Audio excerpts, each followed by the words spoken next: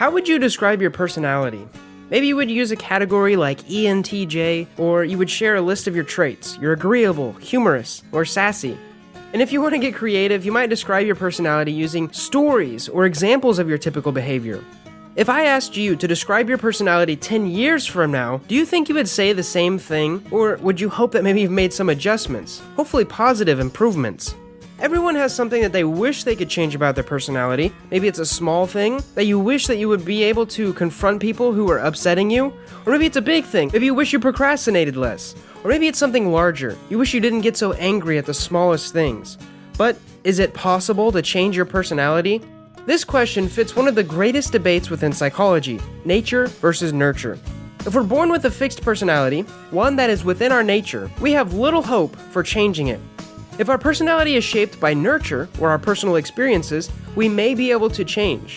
After all, we're always taking on new experiences that have the potential for influencing our personality and behavior. And while psychologists originally believed that personality was fixed, many are changing their tune. Positive psychologists like Martin Seligman and Carol Dweck have written studies and books that shifted the conversation about personality and human potential. And there's even evidence to support that humans can use a growth rather than fixed mindset. This growth mindset walks a similar path to growth and change in personality. Now, of course, you cannot just snap your fingers and change your personality. Our experiences and potentially biological factors hold a strong grip on us. But that doesn't mean you're going to display the same traits and behaviors forever. Before we continue about what specifically contributes to personality change, I wanted to let you know about a new trial thing I'm testing. It's a 4-day brain bootcamp. It's kind of like a webinar about how to improve your brain in 4 different areas: mindset, dating and social skills, productivity, and then persuasion. But it's actually over a few different days, and you can go back and rewatch the videos. All you have to do to get those videos for free is click the link in the description below and enroll in the mini course. I've never done something like this before, and I'm super excited to see the feedback on these high quality and engaging new videos. So what contributes to personality change? Now, there are many different experiences that can lead to personality change, including learning new information or enduring a major life event. It is my theory that trauma, drugs, time, and commitment are the 4 of the biggest factors that lead to personality change. And I'm going to be going over each one of these now. Number 1 is trauma. Trauma is not something that a person lives through once. It remains in the body and mind for years. Unless trauma is processed immediately, it can then turn into post-traumatic stress disorder. And the World Health Organization reports that if psychological difficulties last for years after the survived traumatic event, maladaptive forms of behavior develop, including distinct difficulties in social and personal functioning that lead to enduring personality changes. So in terms of trauma, I mean any major change in a person's life. This could be losing a job, getting in a car accident, losing a loved one, or even having a child. These things all dramatically change your environment very quickly, and usually your personality is forced to adapt. Let's go over some of these. Getting a job. You could start a new job that requires you to talk to the public, and over the next 5 years, since you're more exposed to more conversations, you're getting better at talking to people, and since you're better at it, you enjoy it more, which causes you to become more extroverted. What about losing a loved one? Maybe one of your parents recently passed and you spend a lot of time thinking about them. You visit a psychologist to help cope, and they recommend being cleaner and journaling.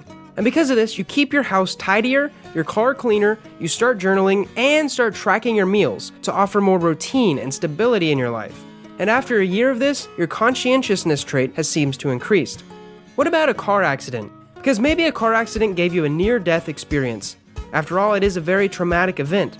Because of this, you have trouble dealing with small arguments with others and never visit a psychologist to get help. As time goes on, it gets worse, and your neuroticism trait seems to have exponentially increased. If you have friends or family in the military, you might have witnessed real negative trauma firsthand. But trauma and PTSD are not limited to veterans. Natural disaster, grief, abuse, and injury can also be considered a type of trauma that could lead to changes in personality. Now, let's go into the second thing that can cause change. Drugs. Drug abuse may also be considered a trauma.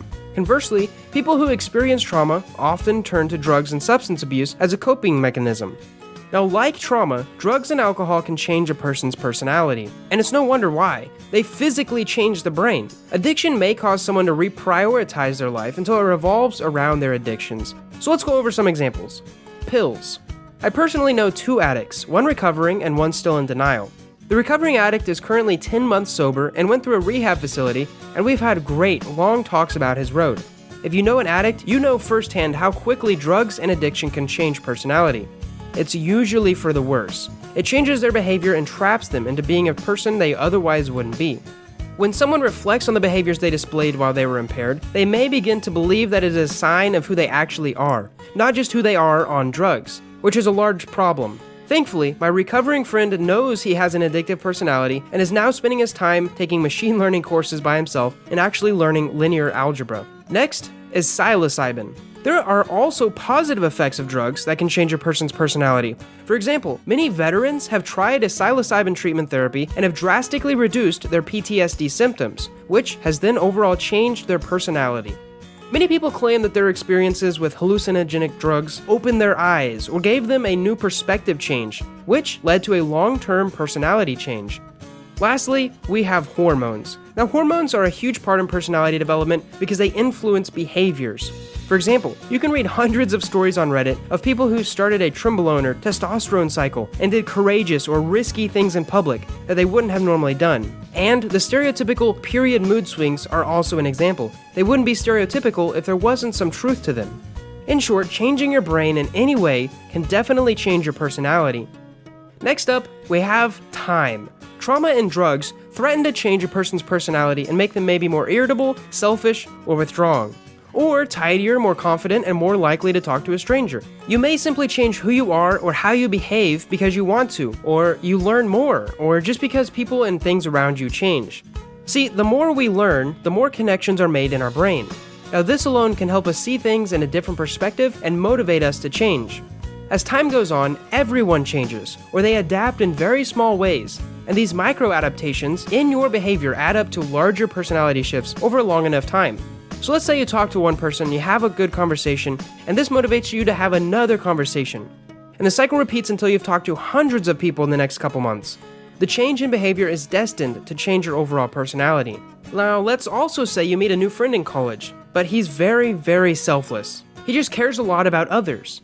And as time goes on, you spend more and more time with him, which causes your psychopathic and narcissism trait scores to decrease just by being around him. One of my coaching students brought up to me that time isn't a cause, it's just a facilitator to see the change.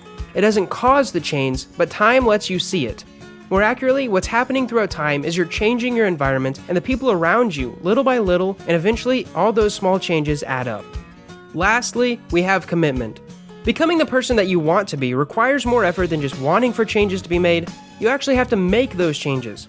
So while personality can influence behavior, many psychologists view behavior as part of someone's overall personality. If you consistently break the rules and go against society, for example, you're going to be seen as someone with a rebellious personality. If you're currently seen as a rebel and you want to change this, then you know what you need to do. You need to start following the rules. You need to go with the grain. And this type of commitment requires a bit of discomfort. One act is not enough to show yourself and the people around you that you have changed. You have to commit to consistent behaviors to reflect who you truly are, or who you want to become. So here's 3 examples. The first one is marriage. We see very often when someone gets married that their personality does change quite a bit. I mean, living with someone. Maybe even that changed forever mindset. It is destined to change a person's personality a little. But making a commitment to love someone forever is definitely bound to change some of your habits and beliefs, which form your personality. Next, we have something like baptism. In many religions, there are ceremonies that show a person has changed and that they've chosen to follow new beliefs. In Christianity, for example, this ceremony is known as baptism, and the definition is a public proclaiming to follow Christ. This is a commitment to their beliefs, and there are millions of stories where people have had hard roads, they've had drugs, alcohol, bad choices, bad circumstances, and then they've committed to a specific beliefs protocol, whether it be Christianity, Judaism, Buddhism, Islam, Pastafarian, whatever the commitment be. Their lives, their beliefs, their actions, and eventually their personalities change very quickly. It's all because they made a commitment. Lastly, we have self-improvement. Humans have the amazing ability to set a goal, orient themselves towards the goal, and use tools and resources to get them closer and closer until they achieve that goal. When it comes to self-improvement and personal development, I believe commitment is one of the best catalysts for change. Through commitment, people can be more extroverted. I have personally seen this through some of my students, and the results are literally that their personality scores change on the Big 5 test. People can also become more organized or less anxious with commitment. In short, you can practically change any personality trait you want with enough commitment and effort. Most of it is just software in your brain that you have to recode. This process begins with your beliefs. Do you truly believe that you can change? Do you believe that you have the capability of displaying behaviors that reflect the personality that you want to have? If you do not truly believe this, start here. Evaluate your limiting beliefs and replace them with beliefs that support your desire and ability to change. You can be the person that you want to be, whether that's being more gentle, more open-minded, less of a pushover, whatever it is. But this process starts with the belief that you can. You can watch my video on the CAFE system to learn more about this system of rewiring your old beliefs. Thank you guys so much for watching my little theory on how people change. And if you have any questions or other ideas that may cause humans to change, leave a comment below. And one last reminder to check out that free mini course I'm launching soon. It has been a lot of fun creating. See you guys in the next video.